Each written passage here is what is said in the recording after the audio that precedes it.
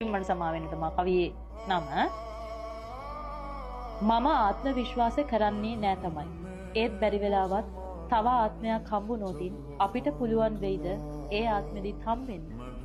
මම පොරොන්දු වෙනවා ඒ ආත්මෙදි නම් මේ ආත්මෙදි වගේ නොවී ඉන්න. ඔයාට ඕනෙම තැන්වලදී ඔයාගේ අත මගදියත් නොහරින්න. පපුව හිල් වෙන වචන නොහිතාම විසි නොකරන්න. මගේ පණ්ඩිතකම් පැත්තකින් තියලා ඔයා කියන දෙයක් අහන්න. තව දෙයක්. ඔයා කියනකන් ඉන්නේ නැතුවම ඔයාව පරිස්සම් කරගන්න. හැබැයි ඉඩක් නැත්තෙමත් නෑ නේද මම ඔයාව ඒ ආත්මෙදිත් රිද්දන්න.